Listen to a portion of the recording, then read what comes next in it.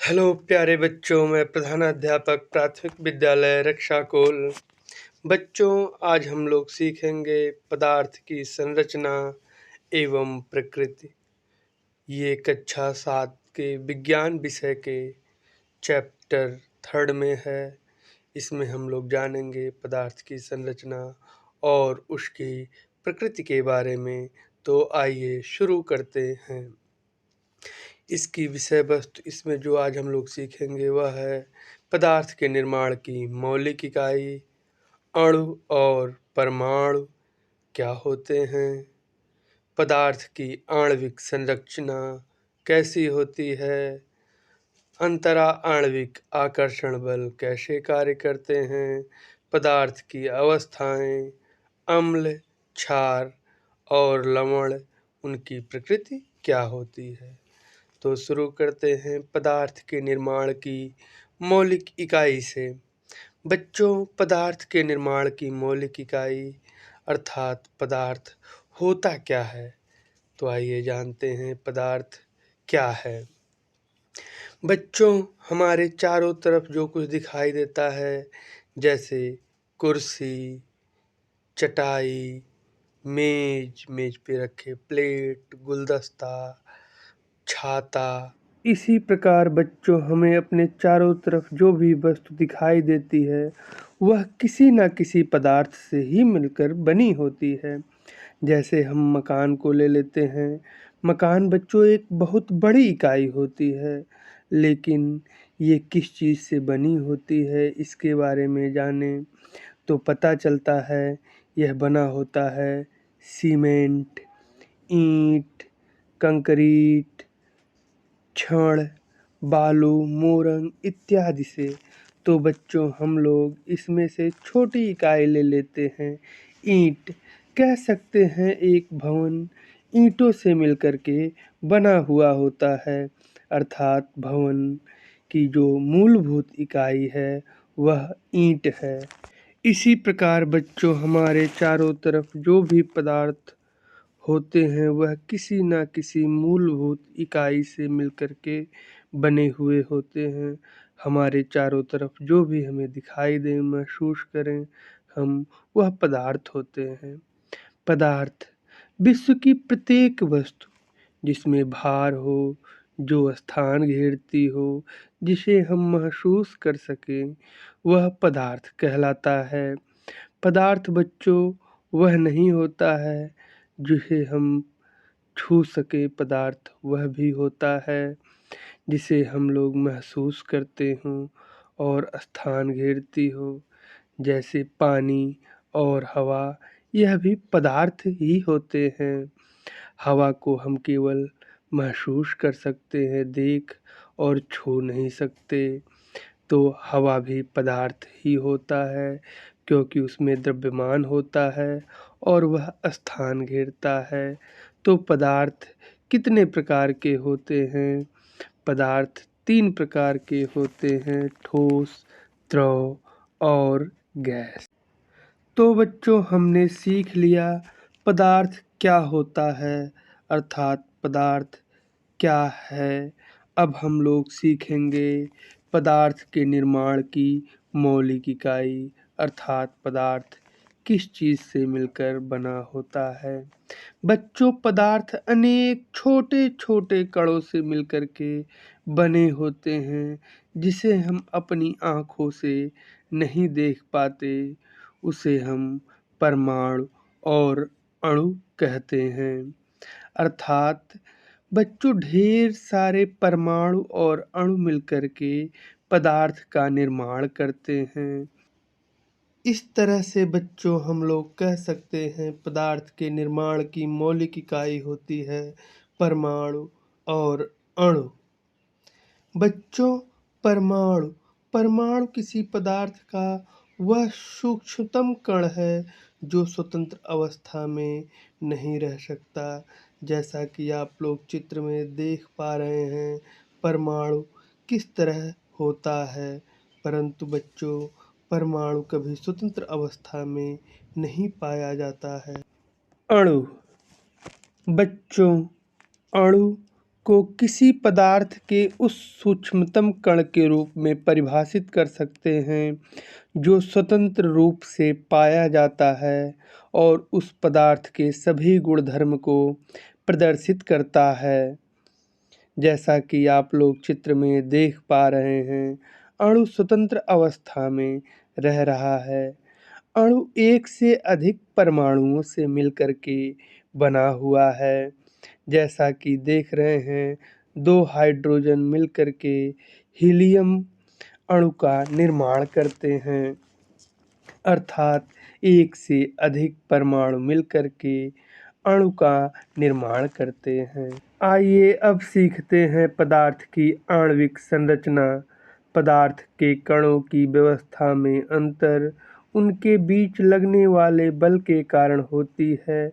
दो अणुओं के बीच लगने वाले इसी विशेष बल को अंतराणुक बल कहते हैं।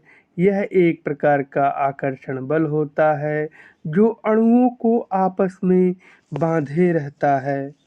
बच्चों, अभी हम लोग देखते हैं कि प्रत्येक पदार्थ कैसे छोटे छोटे अणुओं के अरेंजमेंट में बना होता है, अर्थात हर पदार्थ इसी विशेष प्रकार के अणुओं के विशेष अरेंजमेंट द्वारा बना होता है। यह अरेंजमेंट उनके बीच लगने वाले बल के कारण होता है। अंतरा आणविक आकर्षण बल यह एक प्रकार का आकर्षण बल होता है जो अणुओं को आपस में बांधे रखता है। इसी के आधार पर ही पदार्थ के अवस्थाओं का निर्धारण होता है। अर्थात बच्चों, पदार्थ के जो अणु होते हैं उनमें एक विशेष प्रकार का बल होता है जो उन अणुओं को आपस में बांधे रखता है। जैसा कि आप चित्र में देख पा रहे हैं, किस तरह से दो अणु आपस में बंधे होते हैं। इसी बल को जिससे वो बंधे हैं अंतरा आणुक आकर्षण बल कहते हैं। पदार्थ की अवस्थाएं। पदार्थ की 3 अवस्थाएं होती हैं, ठोस, द्रव और गैस। ठोस। बच्चों, ठोस अवस्था में अंतराणविक आकर्षण बल सबसे अधिक होता है। यह ठोस के अणुओं को आपस में बांधे रखता है। इसी अत्यधिक अंतरा आणविक आकर्षण बल के कारण ही ठोस पदार्थ का आकार और आयतन दोनों निश्चित होता है। जैसा कि आप चित्र में देख पा रहे हैं, ठोस पदार्थ के अणु कितनी अधिक सघनता से आपस में जुड़े हुए हैं। इनके मध्य की यह सघनता इनके अणुओं के मध्य लगने वाले आकर्षण बल के कारण ही है। जब यह आकर्षण बल अत्यधिक होता है तो इनके अणुओं के मध्य की दूरी सबसे कम होती है। इसी कारण ही ठोस पदार्थ का आकार और आयतन दोनों निश्चित होता है। द्रव। बच्चों, द्रव पदार्थ के अणुओं के बीच की दूरी ठोस पदार्थ की तुलना में अधिक होती है। अणुओं के बीच परस्पर दूरी अर्थात अंतर आणविक स्थान अधिक होने के कारण इनके मध्य आकर्षण बल ठोस की तुलना में कम होता है, जिसके कारण द्रव के अणु अपनी सीमा में रहते हुए भी स्वतंत्र पूर्वक थोड़ी बहुत गति कर सकते हैं। इसी कारण ही इनका आकार अनिश्चित होता है और आयतन निश्चित होता है। बच्चों, जैसा कि आप लोग चित्र में देख पा रहे हैं कि द्रव के अणु किस प्रकार से अपनी जगह पे ही थोड़ा बहुत गति करने के लिए स्वतंत्र हैं। क्यों? क्योंकि इनके मध्य अंतरा आणविक आकर्षण बल कम है, जिससे इनके अणुओं के मध्य की दूरी ठोस की अपेक्षा कम है। यही कारण होता है बच्चों कि द्रव का आकार निश्चित नहीं होता, जबकि आयतन निश्चित होता है। बच्चों, इसीलिए द्रव को जिस भी बर्तन में रखा जाता है, उसी बर्तन के आकार में वह ढल जाता है, क्योंकि इसका आकार निश्चित नहीं होता है। गैस। बच्चों, गैस पदार्थ में अंतर आणविक आकर्षण बल सबसे कम होता है, जिसके कारण इसके अणुओं के मध्य अंतर आणविक स्थान अत्यधिक होता है और यह ठोस और द्रव से भी ज़्यादा होता है, क्योंकि इसके अणुओं के मध्य आकर्षण बल ठोस और द्रव से भी कम होता है।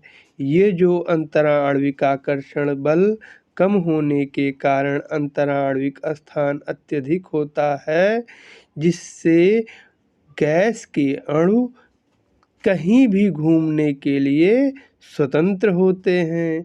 बच्चों, इसी कारण गैस का आकार और आयतन दोनों निश्चित नहीं होता। इसको जिस भी बर्तन में रखा जाए, उसी बर्तन का आकार और आयतन ग्रहण कर लेता है, जैसा कि आप लोग चित्र में देख पा रहे हैं। बच्चों, अब हम लोग सीखेंगे अम्ल, क्षार और लवण के बारे में। अम्ल।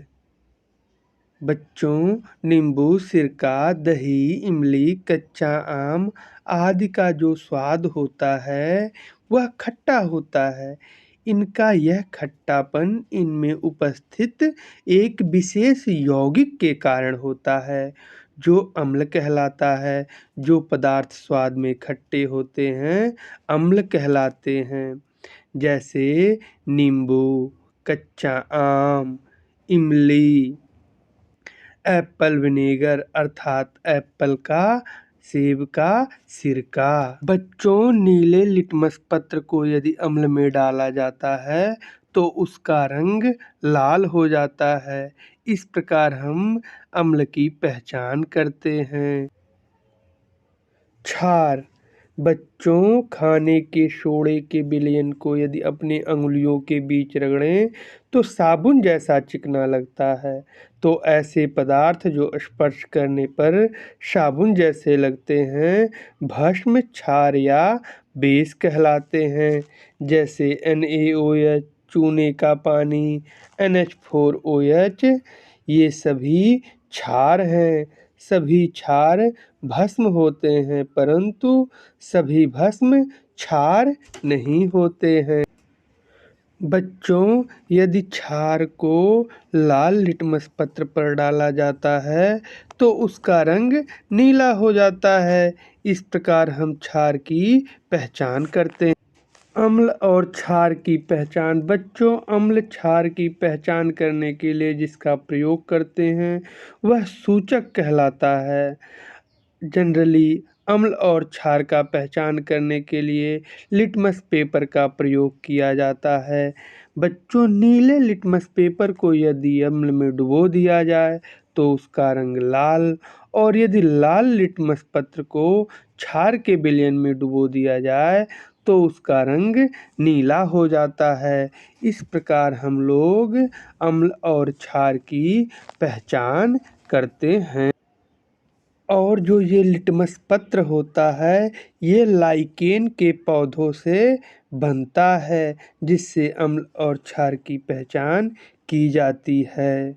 हम अपने घर में टमाटर और नींबू की पहचान करने के लिए उस पर यदि नीला लिटमस पत्र रखें, तो उसका रंग चित्र की तरह लाल और गुलाबी हो जाता है।